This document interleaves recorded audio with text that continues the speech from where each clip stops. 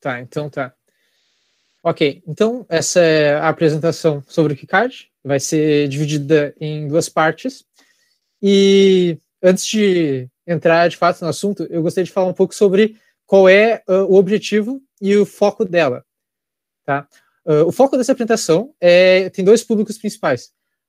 Ou uma pessoa que nunca utilizou nenhuma ferramenta de CAD de edição de placa, ou seja, a pessoa não sabe, não tem nenhuma noção, ou a pessoa, e principalmente isso, a pessoa que já sabe utilizar alguma outra ferramenta, como o Proteus, o Altium, o Eagle, já utilizou, já tem uma certa experiência, mas que nunca utilizou o KiCad. Que dá para fazer uma analogia com a linguagem de programação. Quando a pessoa sabe utilizar alguma linguagem, sabe programar em C, por exemplo, quando ela vai aprender outras linguagens, ela já consegue, a lógica é basicamente a mesma, consegue aprender alguns detalhes. Então, é basicamente esse o objetivo, tá?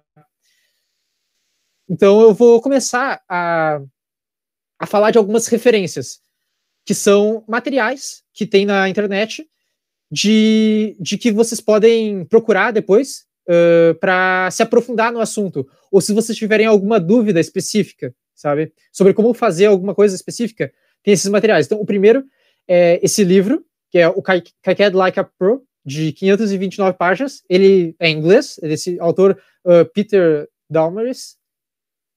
Essa empresa Tech Explorations é uma empresa bem legal, que ela faz recursos assim didáticos da parte mais técnica mesmo, ela é da Austrália. Então, se vocês quiserem, podem ver mais coisas sobre isso. O segundo material que eu achei que é o mais didático é essa série de vídeos que ela é feita da DigiKey, que é uma das maiores fornecedoras de componentes eletrônicos do mundo. É uma série de 10 vídeos de 15 minutos, mais ou menos, no YouTube. Então, tá ali o link. E eles são bem didáticos. Então, eles pegam um projeto do início ao fim, bem parecido como a gente vai fazer aqui no curso. Só que dá para dizer que eles se aprofundam mais em algumas questões e menos em outras. Então, eu peguei as partes boas que eu considerei deles, e é até uma coisa que eu queria falar, a piada do Tarantino, que é basicamente, eu vou mostrar aqui as referências que eu utilizei, porque é aquela coisa, se eu pegar todas as referências de um único lugar, é cópia. Agora, se eu pego referências de vários cursos, de vários materiais, e eu ainda adiciono um pouco original, daí é originalidade, é inspiração. Então é o que o Tarantino fala isso, entendeu? Porque os filmes dele têm muitas referências a outros filmes e tal. Materiais para fazer o curso. A outra é uma série de 3 vídeos que é da Universidade Federal de Uberlândia, que é uma coisa muito parecida com o que a gente vai fazer, que é desse professor, Marcel Barros, que é uma introdução ao KiCad. Também ele pega um projeto do início ao fim e faz ele, se vocês tiverem alguma dúvida. Essas referências estão mais ou menos em ordem de o que eu recomendaria para a pessoa pegar da primeiro para o final, de mais completo ou mais educativo, talvez.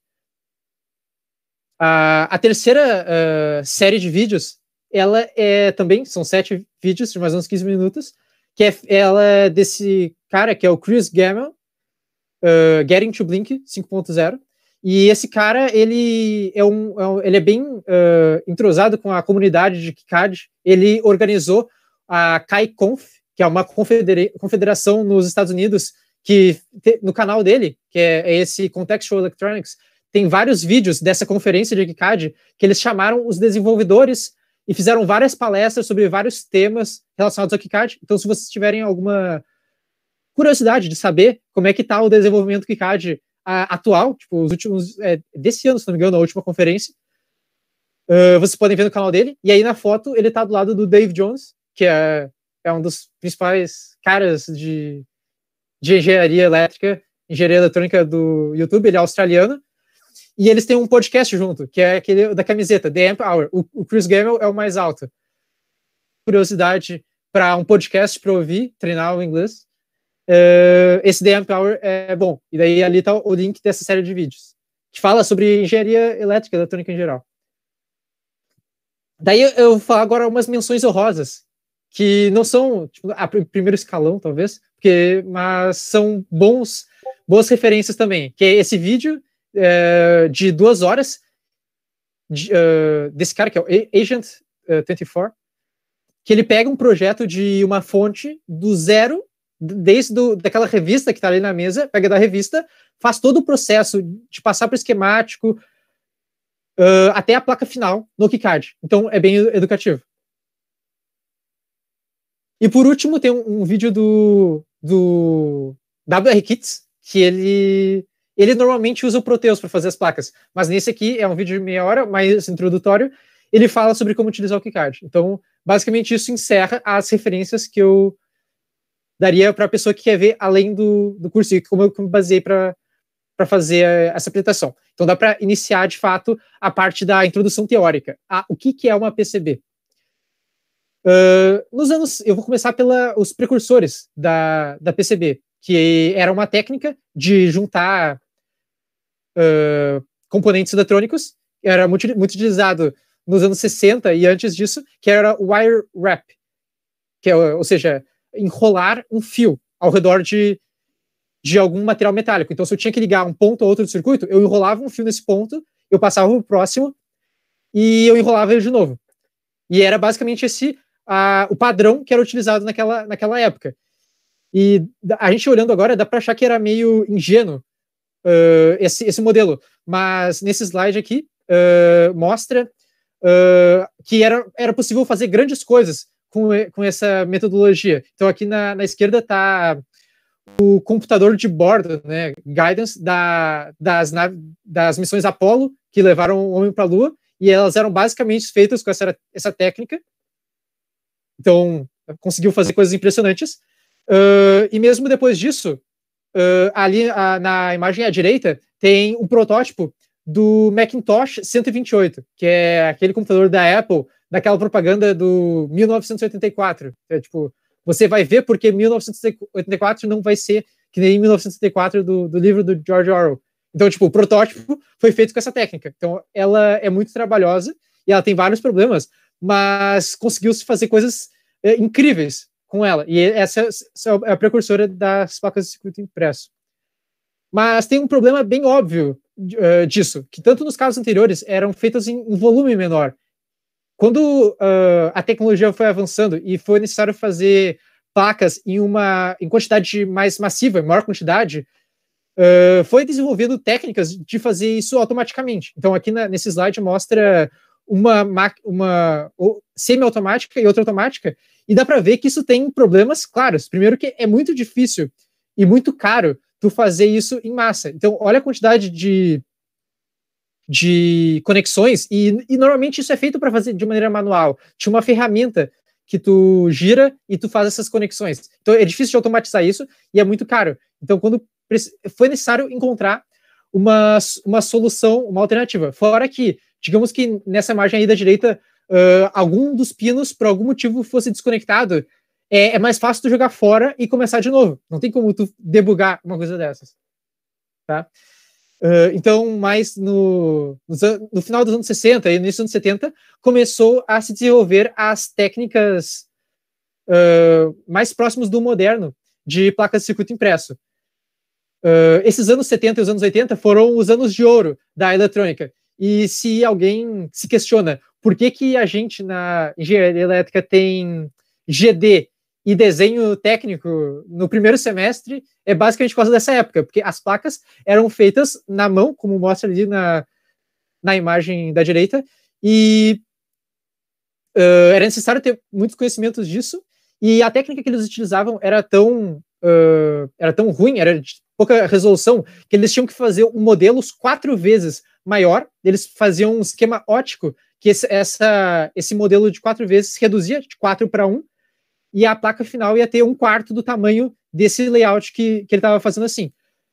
Mas isso deu origem a placas muito bonitas, porque ela é um trabalho artesanal. Então, cada trilha que foi feita ali, essa coisa curvada, ela foi feita por uma pessoa. Então, acaba que fica com resultados muito bonitos. Então, essas duas imagens aqui são de um osciloscópio da Tektronix dessa época, que ela é feita com essa mesma técnica, e dá para ver que é muito bonito esteticamente esse modelo. E uma informação interessante é que esse osciloscópio ele custava $2.000 na época, em 1969, e que hoje ia ser aproximadamente $14.000, corrigindo pela inflação. Então, tipo, dá para ver que teve bastante inflação de 1969 para cá, e dá para ver que são lindas essas placas. Então, meio que essa foi a época de ouro. Mas a tecnologia foi evoluindo e teve razões de aumentar a eficiência. É um processo manual, então todo um processo manual vai ter custos de tu não conseguir otimizar tão bem ele. Nos anos 80 já foi a época das placas digitais. Então foi muito popular esse encapsulamento DIP, que era utilizado nas portas lógicas, e também foi a origem dos primeiros microprocessadores e controladores, a popularização deles, dá para dizer assim. E daí as placas circuito impresso começaram a ter mais automatização no seu processo, e dá para ver claramente que ela tem um estilo totalmente diferente, que é, de um lado das placas, as trilhas são preferencialmente na vertical, e no lado oposto, as trilhas são na horizontal. Então, essa é uma marca dessa época. Tu vê essa placa, é bem claro que ela é da década de 80. Então, aqui é uma placa de um arcade, e na esquerda, uma placa de um computador. Mas a tecnologia continua evoluindo. Então, aqui é uma placa dos anos 90, já, que é do PlayStation 1, PlayStation Classic, que dá para ver que todos os componentes já são tudo SMD, e são todos... e tem muito BGA, né, que é o tipo de componente muito usado para memórias e processadores, que os contatos ficam para dentro. Então, aquelas duas memórias ali no centro, não dá para enxergar os contatos dela, elas estão embaixo da própria placa. Ou seja, a tecnologia aumentou muito e foi possível tornar os produtos muito mais compactos e um custo de produção muito menor. Mas a pergunta que fica é o que mudou, basicamente, dos anos 90 para cá. E em termos de produção, não mudou muita coisa. O principal foi o barateamento da tecnologia. Então, hoje em dia, é possível fazer uma placa de 4 layers, 4 camadas, em protótipo, ou seja, 5 unidades, por $7, que é um preço muito baixo. Se tu for for fazer uma placa de 2 layers, sai por $2 em alguns sites aí, JLC PCB, enfim, lá na China, por 5 unidades. Ou seja, o que mudou mesmo foi que ele ficou muito, muito mais barato. E fazer protótipo é muito mais fácil hoje em dia do que nessa época. Mas em termos da tecnologia, de como a placa foi produzida, não mudou grandes coisas. Mas então entrando agora no que é de fato uma placa de circuito impresso. Basicamente, ele é um substrato, ou seja, uma parte mecanicamente resistente. Normalmente é utilizado esse material, que é o FR4, que é um misto de fibra de vidro e epóxi. O nome é de Flame Retardant Standard 4, ou seja, é um material que é retardante de fogo. E ele tem um cobre numa superfície de cima e na superfície de baixo. E isso já dá para fazer uma placa assim. Então, ali à direita, a gente mostra uma dos nossos protótipos, que a gente fez artesanalmente, e já dá para chamar isso de uma placa de circuito impresso, que é PCB, Printed Circuit Board, ou seja, placa de circuito impresso, e isso já é plenamente utilizável. E é o que a gente pretende utilizar para os nossos protótipos, fazer elas artesanalmente. No entanto, isso tem alguns problemas, tanto estético quanto prático mesmo, que normalmente se utiliza algumas características além. Principalmente se for passar algum condutor por elas, é interessante a gente deixar exposto só a parte cobreada que realmente precisa. Então, normalmente se utiliza uma máscara de solda, que normalmente é utilizado uma espécie de lycra, é um polímero, que não permite a condução elétrica. Razões históricas de por que ela é verde, que era porque o produto químico que eles utilizavam só ficava bom se fosse verde. É parecido com aquela questão do Ford, modelo T, que eles eram todos preto, porque a tinta preta é que secava mais rápido. Então é uma coisa similar. Mas hoje em dia, se for fazer uma placa nesses métodos modernos, tu consegue escolher praticamente qualquer cor. Vai ser mais caro, mas tu consegue.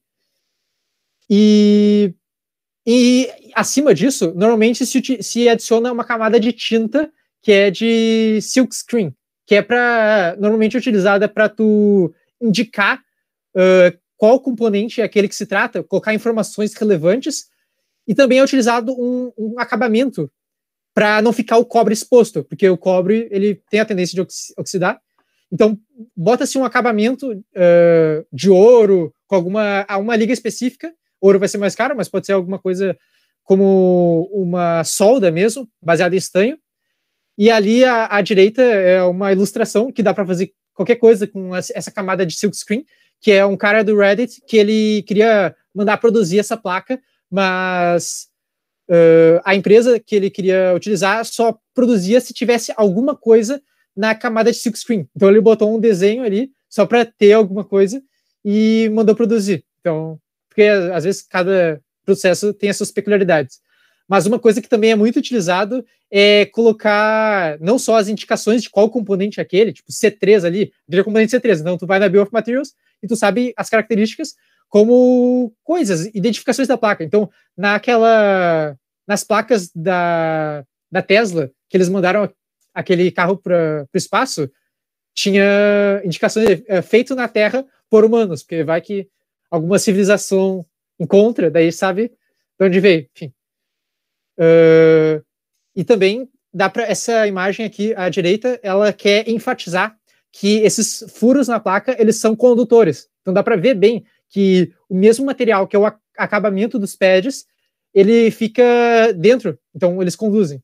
Só para deixar claro isso. Porque nas placas, assim, artesanalmente não tem essa característica. Mas quando é feita numa empresa, sim. Então, basicamente, esse é um overview de o que é uma PCB. E daí aqui na imagem da esquerda, a imagem da direita tem uma placa moderna, basicamente, com todas as características que eu falei anteriormente. E a esquerda tem algumas coisas que é interessante de saber a nomenclatura. Então, ali é primeiro o track, ou trace. É basicamente a linha de cobre que liga uma parte à outra da placa. Aquela solder mask é justamente essa parte, nesse caso roxa, que fica ao redor de toda a placa para impedir que fique o cobre exposto. Então, é uma máscara que só expõe o cobre de onde realmente precisa. A via é o que se chama de quanto quer ligar um lado, a trilha que está de um lado da placa o lado de baixo. Ou seja, se eu estou com a trilha andando pelo top da placa, eu quero mandar ela para o bottom para fazer alguma ligação, eu utilizo uma via. E ela se difere de um pad a partir do momento que o pad, geralmente, ele dá para imaginar que é uma via maior, mas ele geralmente é feito para tu fazer uma conexão, de fato. Então eu tenho ali o pad de um componente through hole, ele liga a parte de cima, a parte de baixo, mas ele é utilizado para tu realmente passar um componente por ali. Essa é a diferença da nomenclatura. E também tem os pads SMD, que eles são o cobre exposto para tu simplesmente soldar o teu componente SMD. Aí está escrito o hole. O hole é basicamente um furo, simplesmente que ele liga uma parte à outra da placa, mas ele tem uma tendência mais mecânica. Ele serve para tu botar um parafuso, fixar alguma coisa assim. E o silkscreen, que é a tinta em branco, que ela serve para tu botar as informações na placa. Então, essas informações, pode parecer que não tem muita diferença entre as coisas, mas é interessante tu ter uma noção da nomenclatura, porque tanto as empresas que fabricam as placas quanto os softwares, eles partem do princípio que essa é uma nomenclatura aceitável.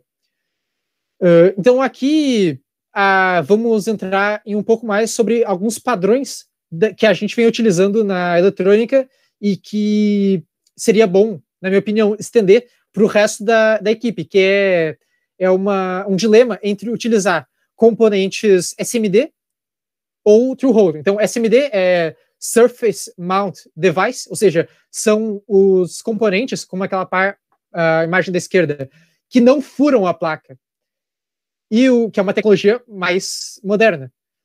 E os componentes through hole, tipo through hole, através do furo, ou seja, eles furam a placa.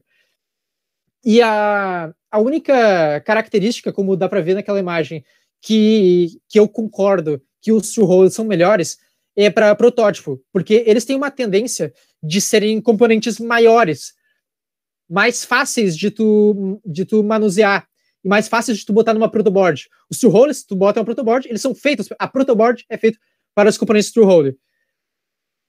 Porém, todas as outras características, eles são horríveis. Então, a área, normalmente, eles exigem uma área muito maior numa placa. Então, tu acaba tendo uma placa menos densa, que é uma coisa não desejável. Disponibilidade. Basicamente, todos os componentes modernos e que estão sendo feitos atualmente para integrar produtos de larga escala, ninguém mais utiliza true hole, de fato. Isso é uma coisa do passado. Então, muitos nem têm a disponibilidade. E quando tem, são mais caros. Então, por isso que é uma característica vantajosa dos SMD, que eles têm a tendência de ser mais baratos também. Outra vantagem do SMD é para produção, que é muito mais fácil tu fazer uma produção em larga escala de componentes SMD, porque a metodologia que é utilizada nas máquinas que fazem essa montagem automática, ela é muito mais fácil de implementar com o SMD do que true hole, então acaba sendo um processo mais barato e consegue fazer mais rápido, em maior escala. E, na verdade, na minha opinião, a principal característica para a gente adotar esse padrão de utilizar SMD sempre que possível, a única momento em que eu vejo como razoável de utilizar um true hole nos projetos da eletrônica são quando não tem disponibilidade fácil de alguma coisa SMD. Então, tipo, a gente sabe que no nosso contexto aqui de Brasil,